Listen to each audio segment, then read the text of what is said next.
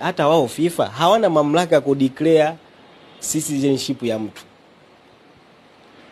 Wao watasubiri sheria za ndani, na ndio maana hata ukija katika kozi yetu sisi ya wanasheria, ukienda kwenye zile international laws, wanakuambia moja kati ya vitu unatakiwa ufanye ni kuexhaust local remedies.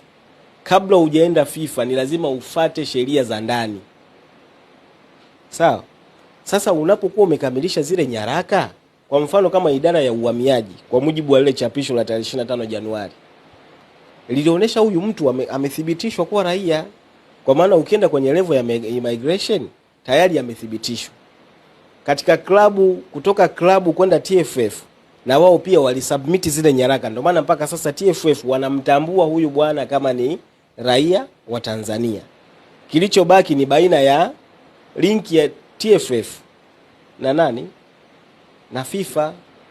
Ndio maana nikasema TFF wanatakiwa, kama wanamuhitaji kumtumia katika level ya kucheza national team, ni wao ndio wanapaswa kufuata utaratibu, kwa sababu Yanga Mohamed Damaro acheze timu ya taifa asicheze, Yanga hawaathiriki kitu. Kumbuka ule amesajiliwa kwa level ya club akiwa kama ni raia.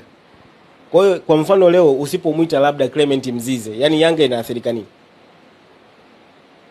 Au usipomuita kuna wachezaji, kwa mfano watu kama kina nani ule jamaa ule Salum Abubakar Shwaboy, ana muda hajacheza national team, kwani club yake inaathirika nini?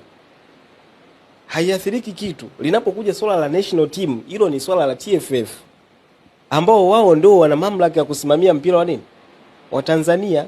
Lakini watawezaje kukamilisha masuala hayo? Ni lazima wa request taarifa kutoka kwenye club yake, kama wao hawana, lakini ninaamini wanayo, kwa sababu hata TFF wenyewe wana limit ya wachezaji wa kigeni ni wangapi wawe wanaweza kutumikia nini club zao.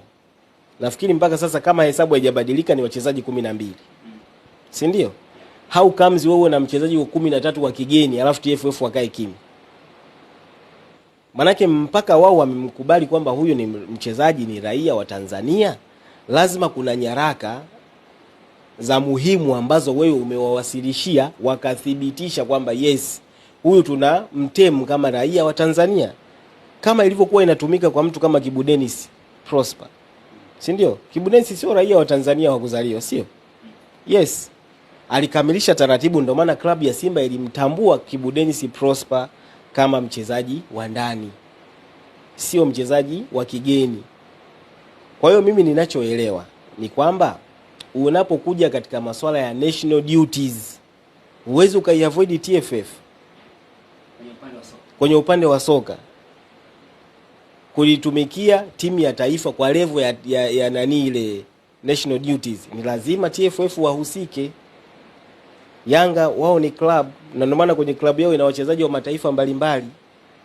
Kwa hiyo wao hawajihusishi na hili, isipokuwa mchezaji anapoitwa